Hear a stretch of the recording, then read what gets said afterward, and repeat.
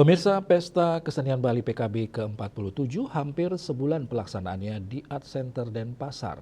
Beragam kesenian, tarian, tabu, seni budaya dari berbagai kabupaten telah ditampilkan dan mengundang antusiasme pecinta seni dan masyarakat umum. Tidak ketinggalan, stan pameran UMKM dan kuliner selalu menjadi tujuan para pengunjung. Salah satunya stan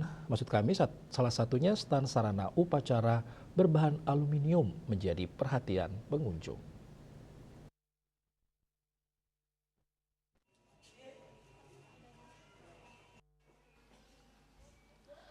Menurut penjaga stand kerajinan UMKM di bawah gedung Kesirarnawa Oge asal Singaraja, Pesta Kesenian Bali ke-47 ini membawa berkah bagi dirinya dan orang tuanya yang membuka stand sejak pembukaan hingga jelang akhir Pesta Kesenian Bali. Kerajinan berbahan aluminium seperti bokor, sangku, tempat dupa, sap, ceper selalu diburu pengunjung. Dikatakan barang-barang kebutuhan upacara lebih cepat laku, namun dia enggan menyebut omset yang telah dihasilkan selama Pesta Kesenian Bali berlangsung.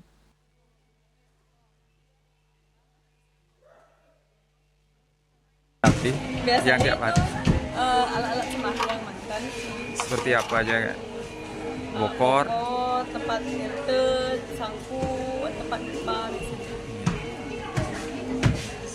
hari keberapa yang paling banyak kayak? Kalau hari sih nggak tentu Pak ya, karena hari ini kan tergantung hari libur kayak Sabtu Minggu itu lumayan ramai. Kira-kira per hari omsetnya berapa kak? Kalau dibilang omset sih nggak terlalu tinggi Pak ya, karena ini untuk sebulan itu kadang tergantung pengunjung mantan gitu. Kalau pengunjungnya ramai mungkin omsetnya tinggi, kalau pengunjungnya lumayan sepi mungkin omsetnya agak rendah.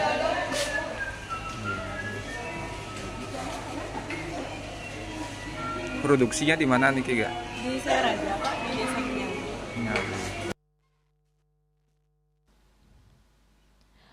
Oge mengatakan setiap hari ada transaksi atau barang yang laku.